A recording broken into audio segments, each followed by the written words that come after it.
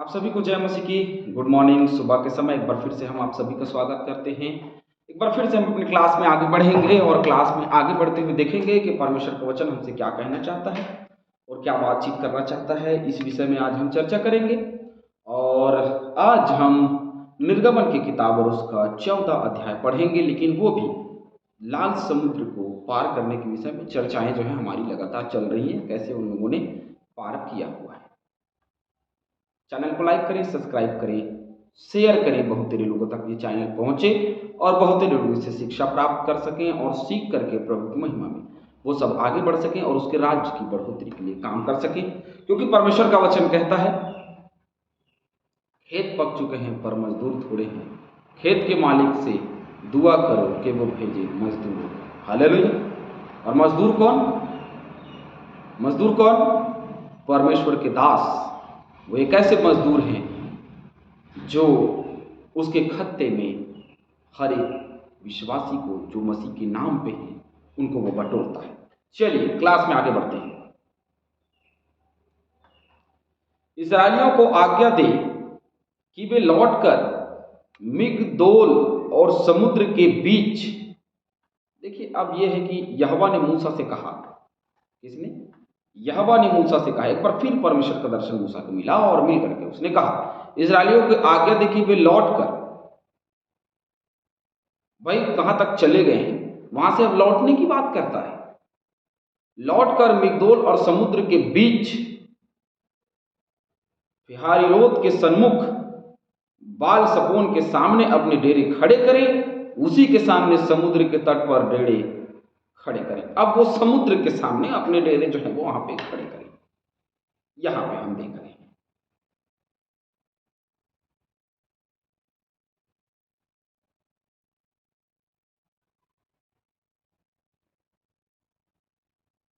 कुछ वचन हम देखेंगे। गिनती 33 का 7 देखिए। चलिए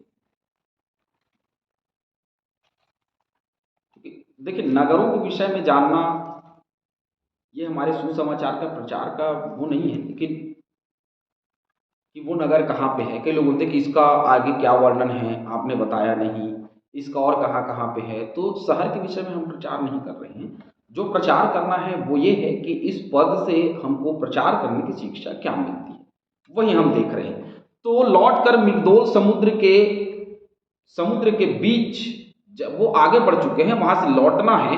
लौट करके बाल बाल सपोन के सामने अपने डेड़े खड़े करना है। उसी के सामने जो समुद्र है उसी के तट पर डेड़े को खड़े करने की बात यहां पे कह रहा है।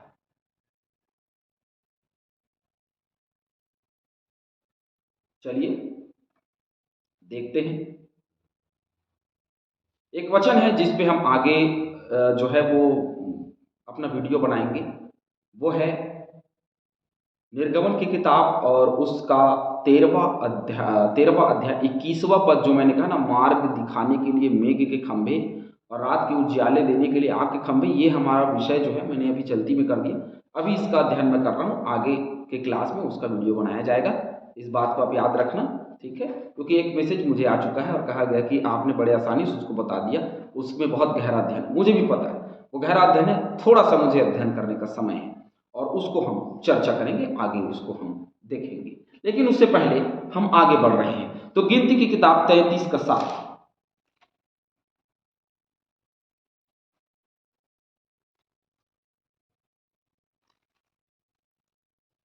और एताम से कूच करके पेरोत को मुड़ गए जो बाल सपेन के सामने है और मिगदोल के सामने डेरे खड़े किए। तब वे फेरोत के सामने से कूच करके समुद्र के बीच होकर जंगल में गए और एताम नाम जंगल में 3 दिन का मार्ग चलकर मारा में डेरे डाले। तो ये जो मारा है वही मारा है जहां इन लोगों ने पानी पिया था, है ना, पत्थर पे से। ये वो मारा, अब ये वो मारा है ना। तो आगे हम उसको देखेंगे, घटना आएगी उसकी, क्योंकि इजरायली अभी निकली है वहां से। गिनती और इसमें दोनों में सेम वर्णन है, तो हमने इसको देखा, है ना। यिर्मयाह 44 का 1 देखेंगे, एक वचन और हम देख लेंगे।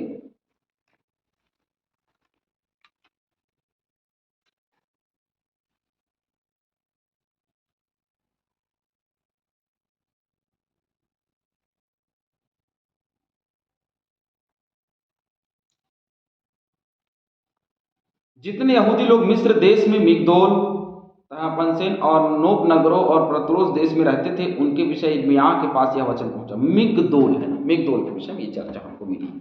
तो ये लोग उससे होकर के गुजर रहे हैं और उससे गुजर करके ये जो हैं वो वाचा के देश में आगे बढ़ेंगे, लेकिन ये लौटे हैं, कहीं आगे बढ़ चुके थे ये लोग। इसका मतलब ये है कि जंगल के छोर एताम में डेरा किया और एताम से निकल करके मिगदोल और समुद्र के बीच, बिल्कुल बीचों बीच फिहारोत के सन्मुख बाल सपेन के सामने अपने डेरे खड़े करें, उसी के सामने समुद्र के तट पर डेरे खड़े करें। ये आज्ञा उनको मिली।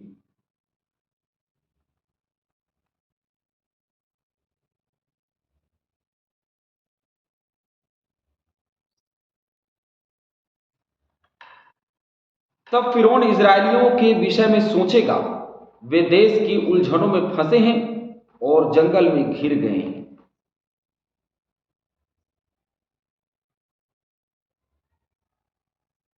यहाँ पे अब फिरौन की जो बात है वो अभी भी इनके मन से उड़ी नहीं है, गई नहीं।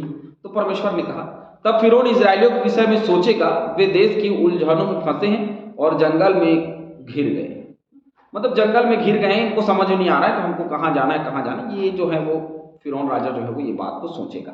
तब फिरौन के मन को कठोर कर दूंगा और उसी बीच में मैं फिरौन के मन को, जब वो सोचेगा तो मैं उसके मन को कठोर कर दूंगा और वह उनका पीछा करेगा। तब फिरौन और उसकी सारी सेना के द्वारा मेरी महिमा होगी और मिस्री जान लेंगे कि मैं यहोवा हूं। और उन्होंने वैसा ही किया। जैसा परमेश्वर कहता गया वैसा वो लोग करते चले गए, करते चले गए, करते चले गए। लेकिन यहां मैं उनके मन को फिर से कठोर कर दूंगा। निर्गमन 4:21 में उसने कहा, फिरौन राजा के मन को मैं कठोर कर दूंगा। भजन संहिता 71 का 11 हम पढ़ते हैं।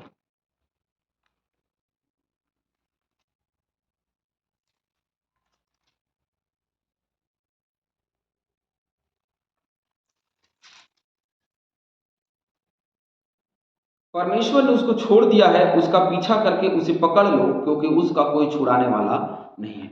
तो ये पीछा करेगा सेना के साथ में और अपनी सारी, उसकी सारी सेना के द्वारा, क्योंकि वो पीछा करेंगे और उसकी सारी सेना के द्वारा मेरी एक महिमा होगी। हालेलुया। क्या होगी? मेरी एक महिमा होगी। और वो महिमा करने लग जाएंगे। लेकिन ऐसा नहीं है, महिमा होगी मतलब उनकी सेना के द्वारा उसकी महिमा होगी, क्योंकि वो सारी सेना जो है वो समुद्र में डूब करके मर जाएगी। हालेलुया। और उससे उसकी महिमा होगी। इजरायली प्रजा, वो लोग भी जान जाएंगे कि वो यहोवा है। और यहोवा ने समुद्र को दो भाग किया और फिर से एक कर दिया और वो सब के सब मर गए। तो वो जान लेंगे कि वो यहोवा है। उन कुछ ही क्षणों में वो सोच लेंगे कि वो यहोवा है। जब हमारे मृत्यु का समय आता है, हम कुछ ही क्षणों में हम समझ जाते हैं कि ये यहोवा है। मतलब ईश्वर को मानने लगते हैं, हे ईश्वर अब मैं मरने वाला हूं। ईश्वर का नाम आता है, किसी और का नहीं आता है ना। ईश्वर का नाम आता है, परमेश्वर का नाम आता है और लोग मर जाते हैं। तो ऐसा इसलिए क्योंकि वह उसके मन को कठोर कर देगा और वो उसकी सेना जो है फिर से पीछे आएगी। क्यों? इनको पता रहे कि अरे अब देश की उलझनों में लोग फंस गए हैं, जंगल में घिर गए हैं और उसी बीच में फिर से यहोवा जो है वो खड़ा कर देगा फिरौन राजा को, और खड़ा करके उसकी सेना पीछा करेगी और वो क्या करेगी? पीछा करके इजरायलियों को घात करने के लिए दौड़ाएगी। जब मिस्र के राजा को यह समाचार मिला कि वे लोग भाग गए, तब फिरौन और उसके कर्मचारियों का मन उसके विरुद्ध पलट गया और वे कहने लगे, हमने यह क्या किया कि इजरायलियों को अपने दासता से छुटकारा देकर जाने दिया? अब देखिए इनका मन पलट गया। अभी तक विचार ये था, भैया तो सारे पहलौठे मारे गए, तो जितना जल्दी हो सके भाई इजरायलियों को ले मूसा और निकल यहां से। मैं सेकंड नहीं खड़ा करना चाहता, निकल यहां से, तू जा भैया, नहीं तो यहां सब बर्बाद हो जाएगा। अब इनका मन पलट गया। क्यों पलट गया? क्योंकि यहोवा ने उसके मन को फिर से कट। तो कितना दूर तक परमेश्वर जो है उनके मन को कठोर करेगा, कहां तक वो लेकर के जाएगा? बहुत दूर तक। भजन संहिता 105 निकालिए।